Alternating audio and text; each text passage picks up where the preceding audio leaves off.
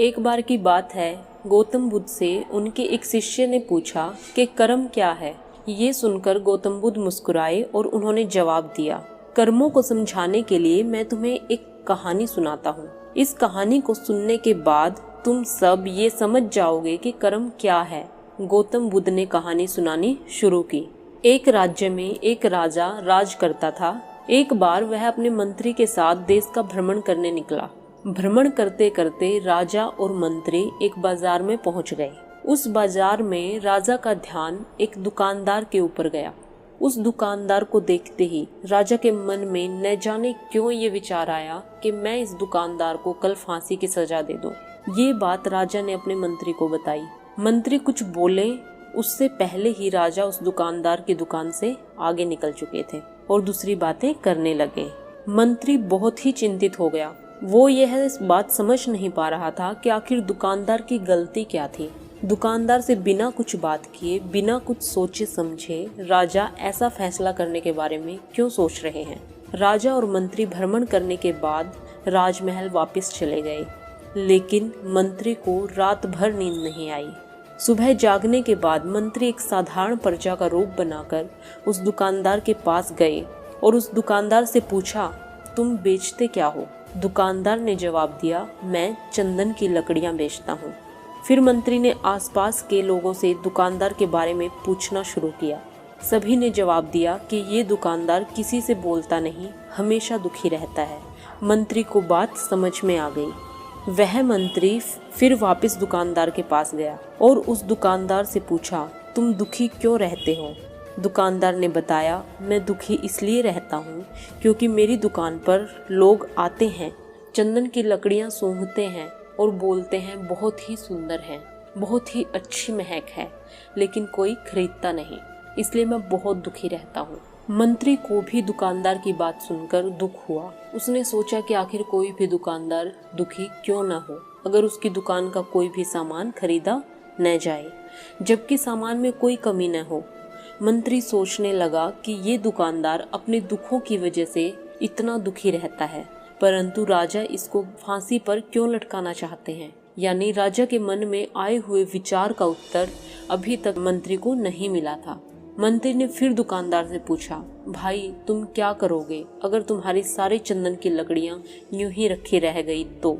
दुकानदार ने गुस्से के भाव में बोला, हाँ मैं जानता हूँ कि मेरी चंदन की लकड़ियाँ ऐसे ही रखी रह जाएंगी, इन्हें कोई नहीं खरीदेगा। इसलिए तो मैं सोचता हूँ कि हमारे देश का राजा जल्दी से जल्दी मर जाए। अगर वो मर जाता है तो उसके दाह संस्कार के लिए मैं अपनी चंदन की लकड़ियाँ दे देता, जिससे मुझे कुछ पैसे भी मिल जाते और इस बाजार के अलावा बाकी के लोगों को भी मेरी चंदन की लकड़ियों के बारे में पता चलता। तब फिर शायद कुछ लोग मेरी चंदन की लकड़ियां खरीदने जरूर आते। मंत्री दुकानदार की बात सुनकर सब कुछ समझ गया, लेकिन मंत्री बहुत ही चतुर और समझदार भी था। उसके मन में एक विचार आया। उसने दुकानदार से चंदन की कुछ लकड़ियां खरीद ली।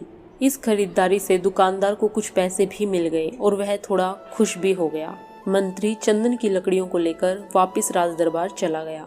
राज दरबार पहुंचकर राजा ने उन चंदन की लकड़ियों को राजा के समक्ष रख दिया और बोला, हे राजन, ये चंदन की लकड़ियां उसी दुकानदार ने आपको भेंट की हैं जिस दुकानदार को आप कल फांसी देने के बारे में सोच रहे थे।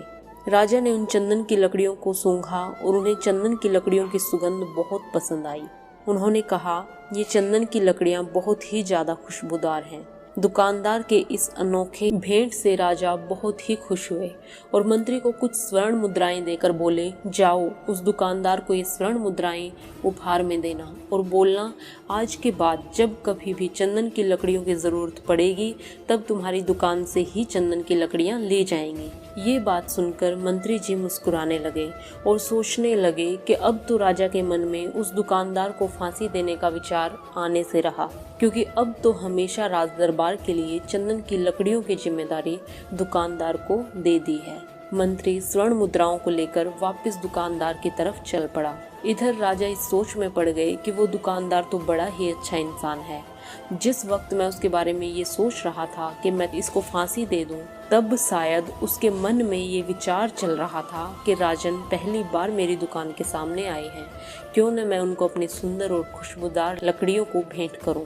और आज उसने मुझे भेंट भी किया। बेवजह ही मैं उसको फांसी देने के बारे में सोच रहा था। इधर मंत्री दुकानदार के पास पहुंच गया। मंत्री राजा के द्वारा दी गई स्वर्ण मुद्राओं को दुकानदार को देते हुए कहा, जिन चंदन की लकड़ियों को मैं कल खरीद कर ले गया था उनको राजा ने बहुत पसंद किया और इनाम के तौर पर ये स्वर्ण मुद्राएं भिजवाई हैं। ये सुन दुकानदार बहुत खुश हुआ। साथ ही साथ मंत्री ने उस दुकानदार को ये भी बताया कि आज के बाद राज दरबार में जब कभी भी चंदन की लकड़ियों की जरूरत पड़ेगी तो सारी चंदन की लकड़ियां तुम्हारी दुकान से ही ली जाएंगी। दुकानदार मंत्री की बात सुनकर बहुत ही खुश हो गया। मंत्री ने दुकानदार से पूछा, क्यों भाई, तुम तो राजा के बारे में बहुत ही बुरा सोचते थे, लेकिन देखो राजा तुम्हारी कितनी चिंता करते हैं, राजा कितने अच्छे हैं, राजा अपनी प्रजा के बारे में कभी भी गलत नहीं सोचते। दुकानदार मंत्री की बात से सहमत हो गया और राजा के प्रति अपने बुरे विचारों पर पश्चाताप करने लगा। दुकानदार मंत्री से बोला, मैं कितना गलत सोचता था राजा के बारे में, राजा तो बड़े ही अच्छे हैं, भगवान करे कि राजा की बहुत ही लंबी आयु हो। ये बात सुनकर मंत्री भी बहुत खुश हुआ। फिर मंत्री वहां से वापस राज दरबार को चला गया और यहीं पर गौतम बुद्ध ने इस कहानी को खत्म करते हुए अपने शिष्यों से पूछा कि अब आप ही लोग बताओ कि कर्म क्या है। किसी शिष्य ने कहा कर्म बोले हुए शब्द हैं, किसी शिष्य ने कहा कर्म वाणी है, किसी ने कहा कर्म सोच है, तो किसी ने कहा कर्म भावना है। अपने सारे शिष्यों के जवाब सुनने के बाद महात्मा गौतम बुद्ध ने कहा कि इंसान के विचार ही उसके कर्म हैं। हमारे विचार जैसे रहेंगे हम वैसे ही कर्म करेंगे और उन्हीं विचारों द्वारा किए हुए कर्म हमारे सुख और दुख के लिए उत्तरदायी होते हैं। यानी अगर हमारे विचार ही गलत हैं तो हमारे द्वारा किए गए कर्म भी गलत ही होंगे, उनका परिणाम भी गलत ही होगा, जिसके परिणाम स्वरूप हम दुखी रहेंगे। अगर हमारे विचार सही रहेंगे तो हम सही कर्म करेंगे और अगर सही कर्म करेंगे तो फिर सही रिजल्ट भी मिलेगा, जिससे हमारे जीवन में सुख आएगा। अब हम कर्म को थोड़ा आसान भाषा में समझने की कोशिश करते हैं। कर्म का अर्थ है कार्य। इस दुनिया में, इस ब्रह्मांड में जो कुछ भी काम हो रहा है वो सब एक कर्म है। असल में देखा जाए तो कर्म क्रिया और प्रतिक्रिया के साधारण से सिद्धांत को फॉलो करता है। हम जो भी कार्य करते हैं वो एक कर्म है और प्रतिक्रिया के सिद्धांत के अनुसार हर कर्म का एक परिणाम भी होता है। जैसे कांच के गिलास को फेंकना एक कर्म है और उसका टूट जाना उसका रिजल्ट। अत्यधिक बारिश होना एक कर्म है और बाढ़ आना उसका रिजल्ट। असल में हमारे परिणाम हमारे हित में होगा या अहित में, ये पूरे तरीके से हमारे द्वारा किए गए काम पर निर्भर करता है। ज़्यादातर लोग ये सोचते हैं कि ऊपर कोई बैठा है जो ये निर्णय लेता है कि किसके जीवन में सुख देना है और किसके जीवन में दुख देना है, जबकि हमारे द्वारा किए गए काम और उनसे मिलने वाले रिजल्ट ही हमारे सुख दुख को निर्धारित करते हैं। इसलिए हमारी भारतीय परंपरा में ये कहा जाता है कि आप अपने भाग्य के निर्माता स्वयं हैं। असल में कर्म का परिणाम ही भाग्य